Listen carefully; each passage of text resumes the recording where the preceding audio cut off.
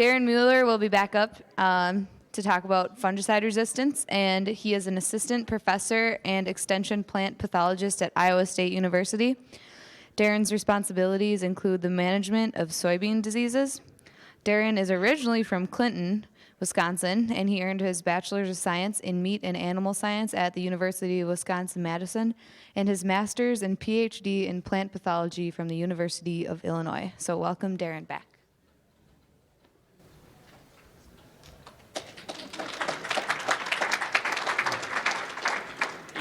You won't be clapping afterwards, so don't worry. Get them over with now. All right, yeah, well, thanks for the introduction. Like you said, my name is Darren Mueller, and I am at Iowa State, and thank you for inviting me to this conference. It's been great. This talk is on fungicide resistance in field crops, and it'll be followed by some stuff on corn fungicides by Damon, and so there will be a couple of slides where I'm going to just go through them pretty quickly and then and let Damon fully explain some of that. And so if you have questions, just please hold them till the end. All right, so fungicides, I think that this is probably not surprising for most of you in the audience. Usually when we talk about fungicides with graduate students or others, they're a little bit surprised that in the field crop world there's been a big uptick in use of these, but that's why we have an uptick or why we're talking about these it doesn't really matter the reasons, but it's pretty cool that we have new products that are available in all of our field crops. I think we just heard a talk in wheat and fungicides by Brian, and we have some stuff in soybeans, and we have stuff in corn, and so there's a lot of research, a lot of stuff that's being done. The thing that's going to be tricky is there's going to be a lot of these products that we sort of know as Quadris or Headline or sort of the common things, and they're now coming off patent, and now we have a lot of products that are going to be following that are generics that have the same active ingredient, and so it's going to be we're going to have to spend a little bit more time making sure that as we deal with deal with resistance issues that we make sure that everyone's on the same page as far as what's going on. Back in the soybean rust days, I know there was a question about soybean rust earlier. There a lot of the talk was preventative versus curative. Those terms are sort of marketing terms that sort of emerged out of the soybean rust era, trying to just sort of distinguish between strobilurins and triazoles. In today's day and age, most of the products are premixes. Most of the products, it's not really as simple as just preventative and curative, and so it's sort of it continues to be a sort of a growing idea or continuing to evolve as far as the use of fungicides in field crops. So this is my soybean leaf, and as I was looking at it, when I was looking at my slides earlier, I did get my education in Wisconsin. We spend a lot of time having milk breaks, not necessarily art classes.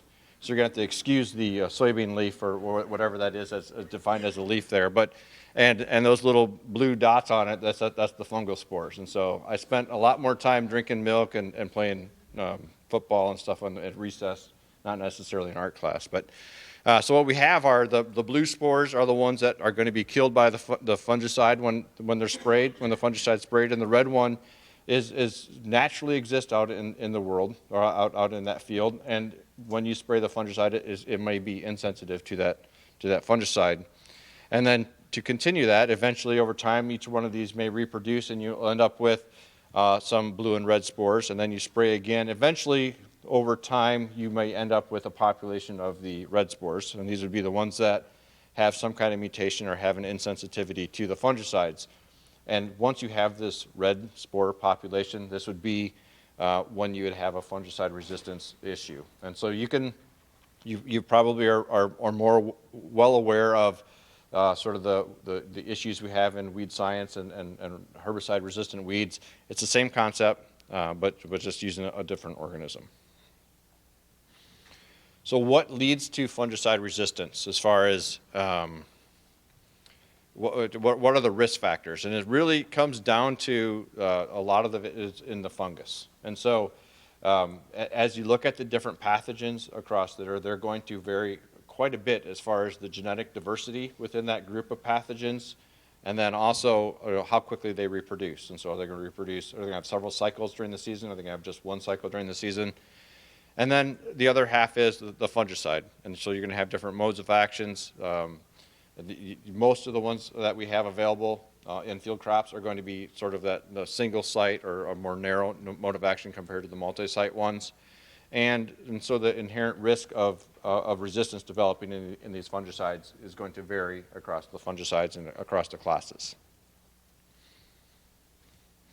So when you start looking at, and just to compare it back to weeds, I described a couple of herbicide-resistant weeds that are out there, and sort of give you perspective as far as how much the differences as far as reproductive ability of these organisms. If you look at kochia and wild oats, as far as how many seeds are being produced, you're looking at thousands or maybe hundreds of seeds, depending on sort of the health or the size of the plant. And so if you compare that to plant pathogens, you're looking at a lot more numbers. And so just to give you an example of take one rust pustule from a wheat plant or from a soybean plant, and you're looking at thousands of spores that are being produced from one pustule. And then the one example I could find in the literature, if you estimate one barberry plant, this is sort of an alternate host for the wheat stem rust, you're looking at 50, 60 billions of spores being produced just from one plant. And so if you have a pathogen that has a lot of diversity and is producing a lot of different spores, you can imagine that there's going to naturally be something that is resistant to the fungicide out in nature. And so you can also have, and sort of speaking of the diversity, this is probably not information that's readily available. You probably have to dork out a little bit and get into some of the literature that's not really as fun to read as far, unless you're a plant pathologist. Or maybe I'll couch that. I mean, Damon up here is cringing a little bit. But in general, there's some pathogens that have a lot of diversity, and a lot of these are going to be, like as an example, the Cercospora pathogens, and these would be Cercospora zeomatus, that's gray leaf spot in corn. Cercospora sogina is frog eye leaf spot in soybean. There's probably a Cercospora pathogen in most of the plants that exist out there. And these have a lot of diversity as far as the natural makeup of this group population. And so just to sort of the key take-home point is that as you look across the field and you look at the pathogens, there's probably existing ones out there that already are resistant to the fungicides. They naturally exist. And so you take that and you combine it with really having a limited number of fungicides that are available. If you look in the sort of the foliar fungicides, or the sort of the ones that we talked about, the ones that Brian covered in wheat, and for corn and soybean, you're looking at strobilurins, triazoles, and SDHI fungicides. And so there's really not a lot of options out there as far as rotating or going to a different class of fungicides. You get into the white mold and Sclerotinia, there are going to be a few more classes. Omega from Syngenta is in a different class. In the seed treatment world as well, there's a couple of classes that will be targeting the OMI seeds. And so there are a few additional ones when you get very specific uses. But in general, you're looking at, for field crops, you're looking at 3 classes of fungicides. And in these 3 classes of fungicides, unfortunately, they all have a medium or high risk for developing fungicide resistance. So for the triazoles that are medium risk, we already have resistance being documented in a lot of different pathogens. And usually this resistance is going to be developing fairly slow, and so it's usually more of a gradual resistance. SDHIs are medium to high risk, and this is going to be a single mutation that's going to confer resistance. And then probably the one where you have the most common reports of fungicide resistance are going to be with strobilurin fungicides. And these we have many different pathogens that have already been announced, and really there's really one major mutation is the G143A mutation that's up there, and when you have that one, again, it's an all or nothing thing. It goes from being sensitive to the fungicide to being resistant to that fungicide, and that mutation, unfortunately, is very stable. And so once that pathogen population has experienced it and you've selected for it, it won't go back to being sensitive to that fungicide. Now, out of the good news out of that, there are some pathogens when they get that mutation, it will be a lethal mutation for that pathogen, and so these will have a lower risk for developing resistance. There's also a term called cross resistance, and what this means is that if you have resistance developing in one fungicide in a group of fungicides. So let's take strobilurins. If you have one developing resistance to azoxystrobin, the other strobilurins will experience that resistance as well. And so, so all of the fungicides in that class will be insensitive or will not work on that pathogen.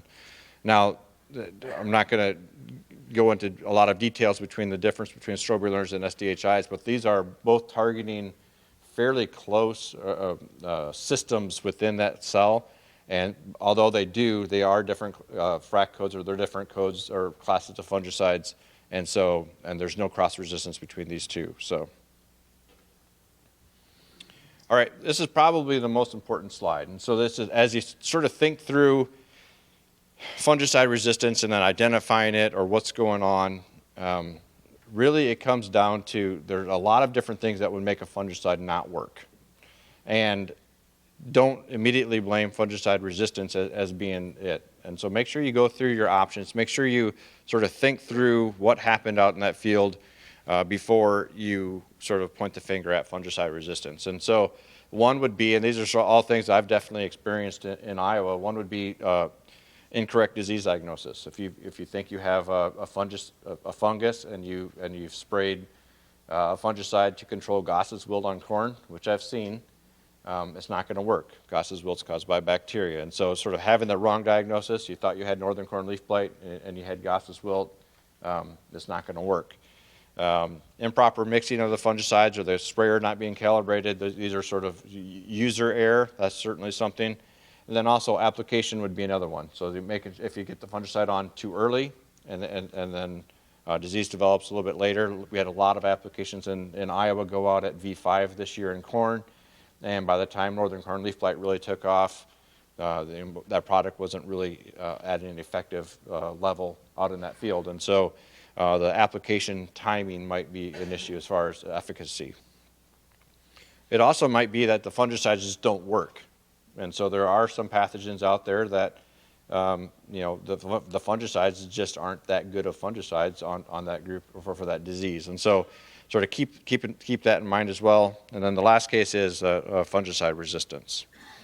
So there are a lot of different pathogens that have already been listed as fungicide resistant. If you go to the committee that sort of monitors this, it's called FRAC.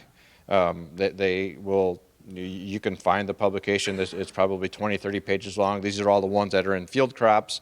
These are all for wheat. And then if you get into corn and soybean, you can see there's not really anything in corn. There's something in corn smut, but these are all done in the lab. There's nothing in the field in corn. And then if you get into soybeans, recently, we've been using fungicides in soybeans now in the U.S. for at least these classes of fungicides for the last 10 or so years. We're already starting to see some soybean pathogens develop resistance to the strobilurin fungicides. And so I'm going to sort of outline frog eye leaf spot. It's certainly not one of the more pressing diseases that you guys see in Iowa or in Wisconsin, but it's one that you could possibly get. And so this is usually found wherever soybeans are growing, but usually in a little bit warmer conditions. And so finding it in the upper Midwest is not overly common, but it's not unheard of. Management, if you look at the literature, it's usually, they say crop rotation, this survives in the crop residue. Plant high quality seed, this can be seed transmitted, and then foliar fungicides. Just as a side note, in Iowa this last year, we had another disease that came in. We had a disease called Phylosticta leaf spot, and there was a lot of fields that they thought they had frog eye leaf spot. And so, again, go back to make sure you have the diagnosis of the disease down right. So a lot of the fields we had in Iowa this last year where it was quote-unquote frog eye leaf spot, it was actually a different fungal disease. So where resistant strains of this pathogen have been reported, it's been really all the way through the the Mississippi River following that. And so it's been reported up in Illinois, Indiana, all the way throughout a lot of the southern states. Really, wherever we're testing for this is usually where we find it. Now, we've been looking for it in Iowa at least for the last several years, and we just haven't had a lot of frog eye. And so we continue to look for it, and eventually I'm sure we'll find it. But it's really, it's fairly common being able to find resistant strains of this pathogen. So how do we do that? Just real quickly, just sort of think through it. It's not that easy of a process. If you have the leaf, you have to incubate the leaf. You pick off that second image is the fungus growing inside that lesion. You take that and you transfer it to a petri dish that has some agar on it, and you grow that out, make sure it's pure, and then eventually you pick out, and you have to get that to sporulate. You pick out the spores, you put that on to media that are at different levels of the fungicide in the media, and then you test for germination, and what you can see a picture of the germinating spore. And so this is sort of a painful process to do. You can also go through and just look for the G143A mutation, sort of molecularly go through and just look for mutations, but that doesn't really capture all of it. And so there's sort of a high input process here. So what does that look like in the field, or what are the consequences if you do end up with a resistant strain? This was in 2012 and 13 in Illinois, looking at a resistant strain to the pathogen for frog eye leaf spot, and then they were looking at solo applications of strobilurins, triazoles, premixes, and then they also had Topsin-M, which is in a different class of fungicides. And if you look at the top line, this is the untreated control. You can see the yield was 50 bushels an acre, and the frog eye leaf spot, the second to last column, was at 40. Now, if you sort of scroll down and you look at the last two lines, quadris and headline, this would be the strobilurins. Then you can see that the frog eye leaf spot were at very, very similar levels, and the yields were at similar levels. And then you look at really the other fungicides in between those, and you can see that there was less disease and higher yields where you had other classes of fungicides. And so where you had the strobilurin alone, it essentially did not affect frog eye leaf spot out in the field at all. So if you have a resistant strain to this, or if you have a lot of frog eye and you're using fungicides, they say some of the management strategies would be, in addition to the crop rotation and the other things we mentioned earlier, we plant a resistant variety. Make sure you're reducing the risk of disease is one of the key factors, and then make sure you're applying products that have more than one active ingredient. And this is industry is largely taking care of this. Now, if you get into alfalfa and into some other crops, you can still get some straight strobilurins. But for the most part, in corn, soybean, most of the products that are available are now premixes. And then also think about a fungicide resistant management plan.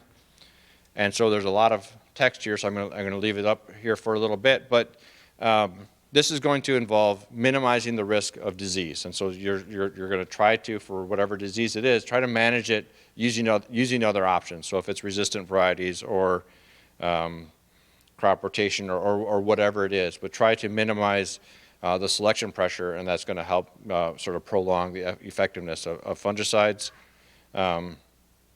Make sure you use fungicides early in the development of the disease in each season. And this becomes a little bit tricky because we always tell people to go out and scout, make sure you have disease. But sometimes once you start seeing disease, that might be a little bit too late. Take white mold, for example. So if you start seeing white mold out in the field, you probably already missed your opportunity. And so there's a little bit of a risk as far as waiting and waiting for disease to develop.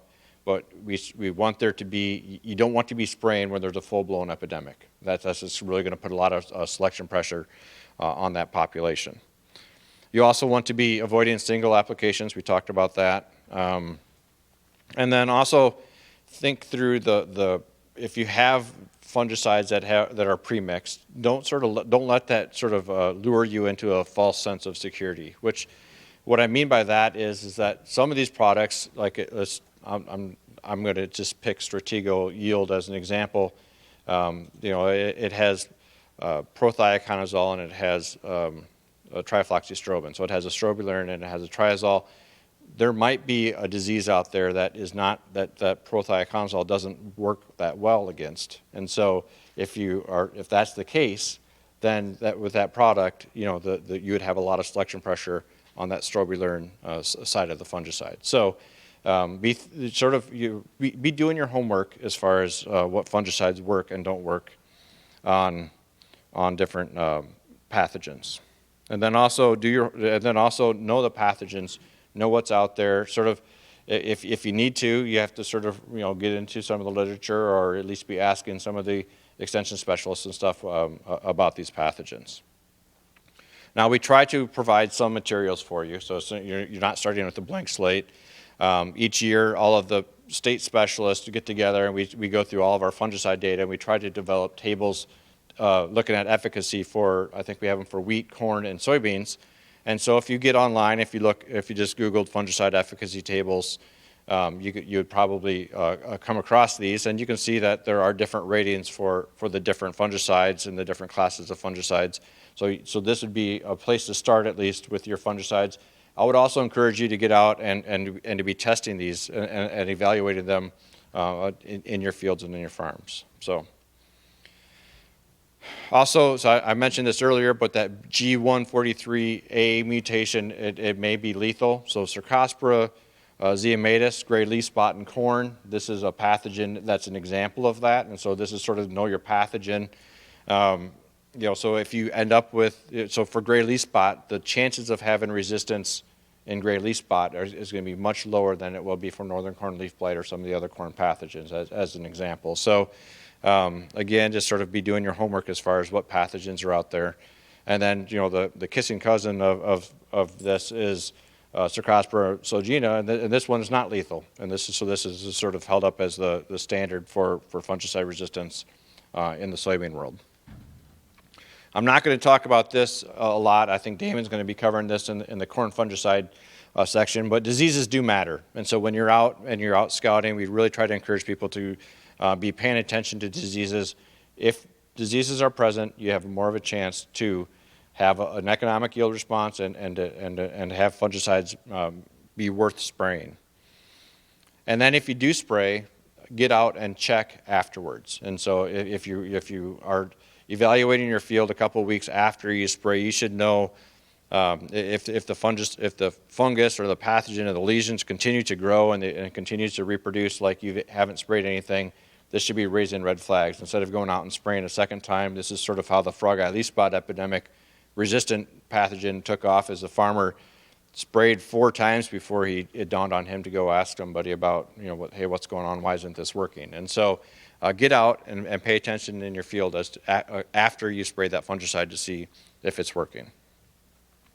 And then the last thing to sort of think through, just sort of big picture, when you are thinking about spraying a fungicide, again, start with diseases. And then this is something that you can determine out in that field during the season.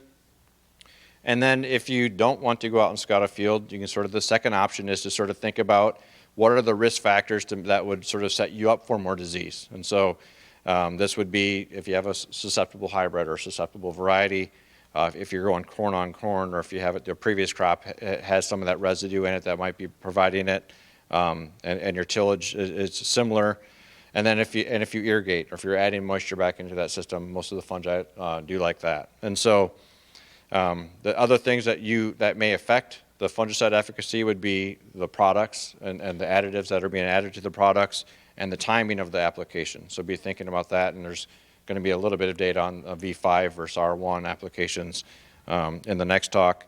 And then the other things to weigh in, and sort of I say from the air conditioning, and also I encourage you to be scouting from the air conditioning, and what I mean by that is do your homework. And so look at the economics, look at the weather conditions, look at the plant pathology in the news. There's newsletters that are being written in the state, in the region, by your seed companies. If you start reading a lot about northern corn leaf blight and corn, this should be, and you sprayed something or you planted something that was susceptible, this should be triggering, sort of maybe some momentum towards spraying a fungicide. So with that, welcome any questions.